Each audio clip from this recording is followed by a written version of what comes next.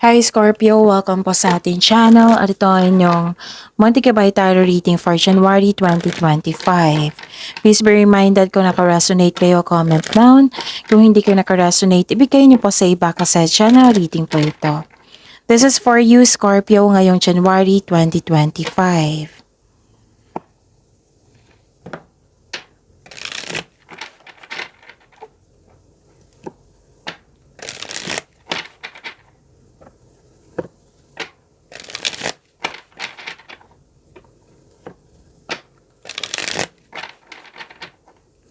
This is for you, Scorpio, ngayong January 2025. Maraming salamat po sa inyong patuloy na suporta at maraming salamat din po sa mga hindi nag-skip ng ads. Gamitin ang reading na ito bilang gabay lamang sa mga hindi pa nag-subscribe. Subscribe na po kayo at click bell notification para malaman nyo na may bago tayong video. Para sa mga gustong magpa-reading po, may lumabas dyan sa screen nyo ngayon. Panoorin nyo po at sundin ang instruction. Calling the attention sa mga suki ko dito na Scorpio, open na po ang inyong Monthly Kabay Tarot Reading for January 2025.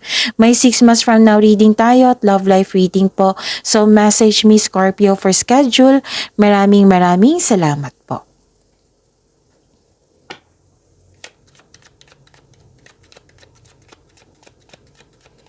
Spirits Guide, mga ganap po para kay Scorpio ngayong January 2025. I need 3 cards po.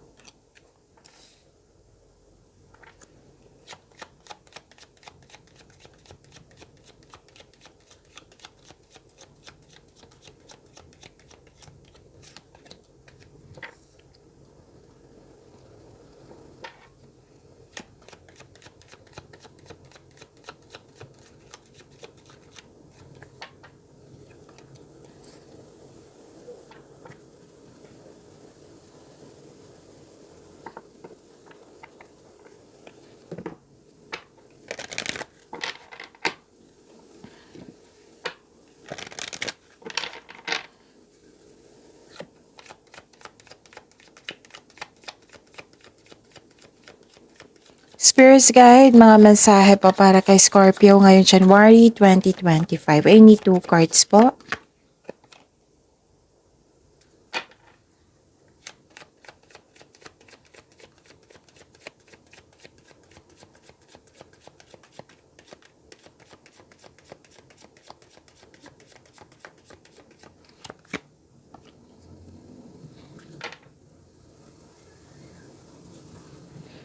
Okay. Scorpio, ngayong January 2025. Nakita ko dito may ending with new beginning. Pwedeng may nagkaroon ng closure. Pwedeng nagkaroon ng end of contract. Pwedeng may concern kayo sa may hirap kausap or sobrang stricto. Nakikita ko dito nagkaroon ng hardship, yes. Pero tunulungan mo yung sarili mo, Scorpio, para makalaya, para magkaroon ng pag-let go. Nag-let go kayo dito at nagkaroon ng transformation. Nagkaroon po ng ending with new beginning. May bigla ang pagbabago po. 2 card na nagsabit dito. Bigla ang pagbabago. 2 card na din nagsabit dito na may tao na mahirap kausap or sobrang stricto. 2 card na nagsabi niyan ha. Tapos, may balak or nag-aasikaso. Okay. May balak kayong mag-asikaso sa isang malaking building. May balak or mangyayari na yan ngayong January 2025. Basta may inasikaso kayo sa malaking building. Tapos, nakita ko rin dito na nagkaroon po ng anong taas tawag dito? Okay, sudden change yung sabi ko kanina na bigla ang pagbabago. Tapos, wow, this is abundance. This is love is blooming. Naka-receive kayo ng compliment, rewards, awards.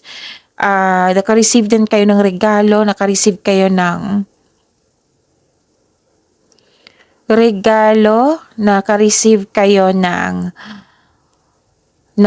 tulong.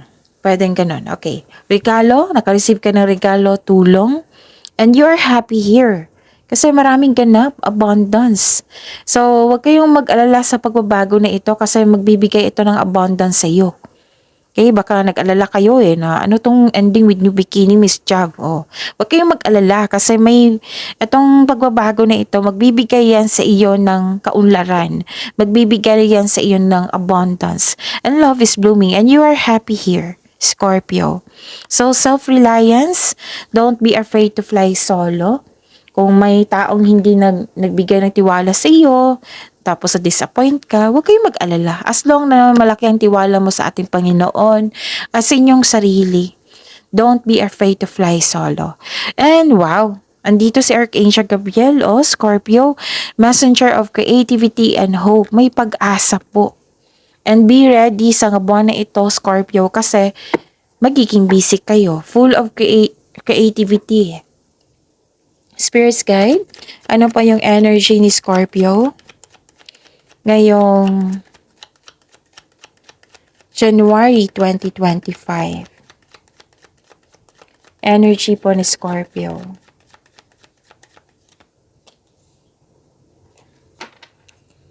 And the clarification of this card po.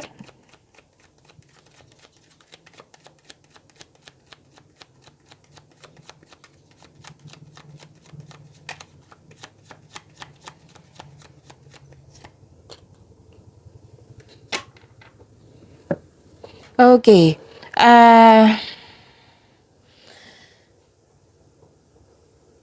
Sa mga may oras dyan, kung gusto nyo po, sa mga hindi pa nakapanood or nakapanood na nakalimutan, panoorin nyo po yung 2025 tarot reading nyo po. Uploaded noong December 16, 2024.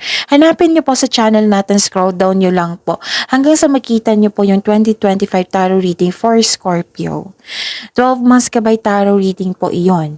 Bawat buwan, may love reading, may career and money reading. So, check nyo po, panoorin nyo po kung gusto nyo po. Kung may narinig or may nakita kayong repeating message, meaning to say, pinupush ng cards nyo yan, kasi ang ilan sa inyo hindi pa binigyan ng attention. Na kung maaari din po, bigyan nyo po na solusyon at aksyon. Remember, Scorpio, at the end of the day, alam mo na ikaw lang taong may kakayahan at responsable na gumawa ng sarili mong katotohanan at kinabukasan. Okay, di ba may sabi ako sa inyo kanina na may dalawang card sa oracle cards nyo na may pagbabago, new beginning? Dito sa tarot cards nyo, lumabas po na may pagbabago. Pero some of you, you are not ready sa pagbabago. You're clinging to the past pa. Refusing to change. May stagnation na ganap. Or pwede din na force ka sa pagbabago.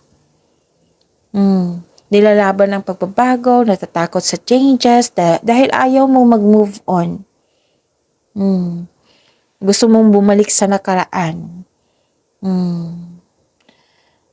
Ending the situation means new opportunity is coming. A new beginning. It might be uncomfortable sa inyo itong pagbabago na ito. So you have to, this card tells you na let go and trust the universe and yourself. Yung sabi ng card nyo dito sa tarot card at lumabas sa oracle card nyo. Magtiwala po. Okay? Okay, huwag kayong huwag kayong mag-alala kasi itong pagbabago na ito, magkakaroon niya ng success, abundance. Yung sabi ko sa oracle card nyo at dito rin sa tarot card nyo. Kumbaga, swift change brings you new beginnings. New beginning po. So, it's time to let go na sa nangyari, sa nakaraan. Let go na sa nakaraan at dito na tayo sa pagbabago. Nabigla kayo sa pagbabago kasi yun nga, yung new beginning is biglaan. Biglang pagbabago. Okay? At saka, okay, this is fast action kasi may dumating. Binigyan mo ng agarang aksyon. Pwedeng, kasi nakita ko dito, excited ka. Excited ka, nagpasigla sa iyo yung dumating na opportunity at bibigyan mo ito ng action. Ito ang oras na mag-take action kayo sa inyong mga plano sa buhay. Proyekto ba yan or ideas to consider this card as a green light to begin. So this card asks you to have confidence in taking action. Maraming nag-support sa iyo. Tapos mabilis umunlad Lalo na ang inyong career and money kung makinig kayo, kung marunong kayong makinig sa inyong intuition. So, yun ha, makinig sa inyong intuition. Kasi nakita ko naman dito na mataas sa inyong intuition sa oracle nyo. So, dito, ang sabi ng card dito, makinig kayo sa inyong intuition. Kasi kung marunong kayo makinig sa inyong intuition, ito ay magdadala sa iyo patungo sa tagumpay. Kung hindi nyo alam kung paano mag-connect sa inyong intuition, i-search nyo po sa Google on how to connect to your intuition kasi maraming paraan po iyan. Okay? So, yan. Excited ka dito sa action. Okay? Spirits guide. Career and money po. Ni Scorpio. Ngayon, January 2025.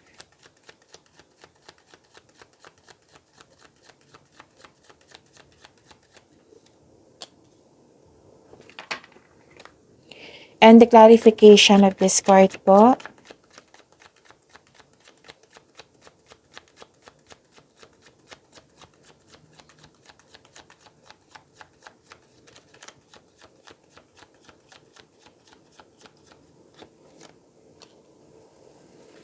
Okay. This is good kasi may development, oh. Okay. Nakita ko dito na nagkaroon po ng conflict, argument, challenges. Oo. This is your career and money, right? Nagkaroon ng pag-aaway or conflict sa trabaho. May toxic dyan.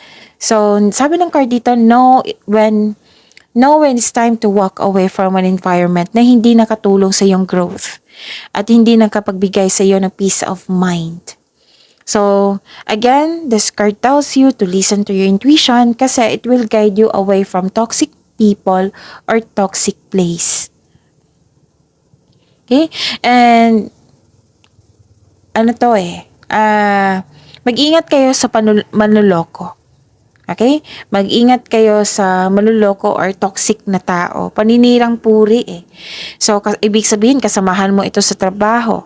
Basta all about this is your career and money. Mag-ingat din kayo sa sasabihin nyo sa response nyo kasi baka mas lalong magkaroon ng conflict. Okay? So, this is natural element of all connections sa isang tao.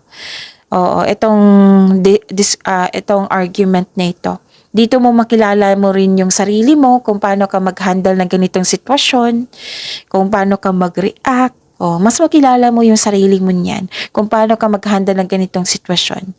Dito mo rin malalaman kung right time na bang mag-umiwas or mag-walk away. Okay? So, nakikita ko naman dito yung pag-uusap po. So, improve your communication, okay?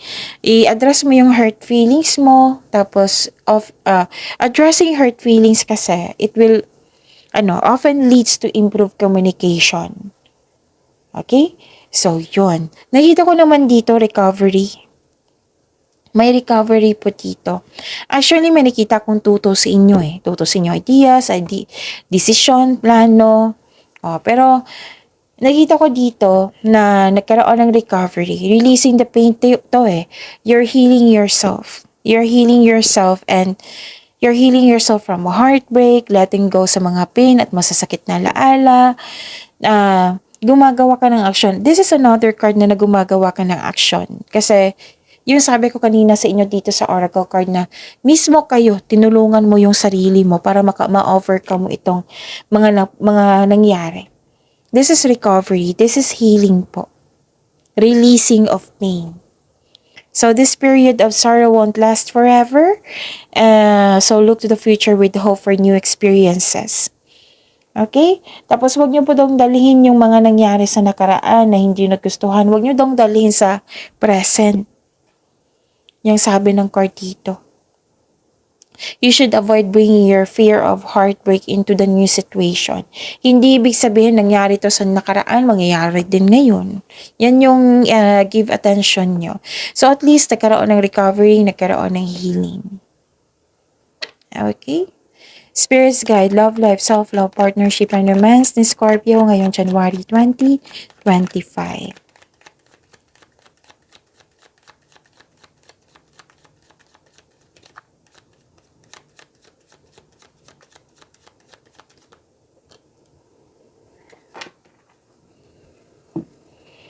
Ay, meron pa. Okay. The clarification of this card po.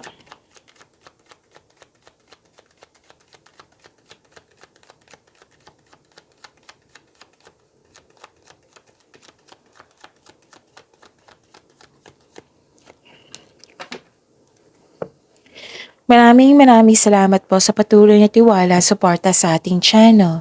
At maraming salamat din po sa mga hindi nag-skip ng ads. Okay. You're moving on from challenges. Dalawang card na po nagsabi dito, di ba? You're focused now on my healing instead of suffering. This is very good sa Scorpio. Very good po ito. Mismo kayo, di ba? Dalawang card na po nagsabi dito at dito sa isang card, tatlong card na nagsabi na tinulungan mo yung sarili mo. Lumalayo ka sa isang tao na nagbigay ng toxicity, lumalayo ka sa basta toxicity, lumalayo ka, umiiwas ka. Pwedeng andyan siya, pero umiiwas ka, nililimit mo yung sarili mo. Focus and have faith, i-release mo yung nararamdaman mong negativity, palitan mo ng positibo na ma-motivate ka ulit. So, you are now focused on mind healing instead of suffering. Magtiwala po sa kung ano ang darating po. So, this card asks you to believe in yourself, think positive na makakabangon ka. And have faith please know that you are divinely guided. And have faith na ang divine can lift you out of any period of loss. Okay? Okay. So, yun. At least, this is moving on from challenges na overcome nyo na. At nanindigan kayo dito. Nanindigan kayo. Nanindigan at naging anas sa sarili. Nagpasya din kayo. Okay? Magaling kang gumawa ng desisyon, Scorpio. Manindigan para sa iyong mga paniniwala. Focus on your logical at katwiran kaysa sa umasa sa inyong emotion. Okay? Tapos, another card na nagsabi dito na magtiwala sa inyong intuition. Para gabayan ka. Okay? Tapos, may kapareha ka. Tapos, okay. Sa mga single dito, may parating po sa inyo na matalino, trustworthy, who chooses reason over emotion. Okay? Ang lakas ng energy ng single parent dito. Ang lakas ng energy nyo. Tapos, nag-focus kayo dito Nag-focus kayo sa inyong sarili. At saka, okay, sa buhay mag-asawa, sa mga may relasyon, may desisyon kayo may desisyon kayo at naging anas kayo sa isa't isa. Nag-uusap po kayo. Okay, ano pa? Nakikita ko dito na nagkaroon po sa mga single, may manlilikaw ka na very charming at passionate partner na very active kang suyuin. Pwede din partner nyo ito sa mga may relasyon at sa mga buhay mag-asawa. Tapos may bagong pasok dito sa relasyon. Moving extremely fast. Na yung kailangan may ganap. Sabi po ng card dito na enjoy nyo po daw yung moment nyo na hindi kayo nagmamadali without getting to carried away. One step at a time lang po. Kasi kung mamadaliin mo ito, mapapressure kayo So, one step at a time, dahan-dahan lang po, hinahinay lang po. Enjoy your moment without getting to carried away. So, sa mga single dito, ilan sa inyo makakatagbo kayo ng bago while traveling? Okay? So, ano pa? So, expect nyo na magiging busy kayo. And itong healing na ito, magkakaroon ng hope and healing and personal development. Okay? So, pagyamanin nyo po yung blessings na binigay sa inyo, Scorpio. See you tomorrow. Please like, subscribe, and click the button for notification para updated po kayo sa daily tarot reading natin. Maraming salamat po.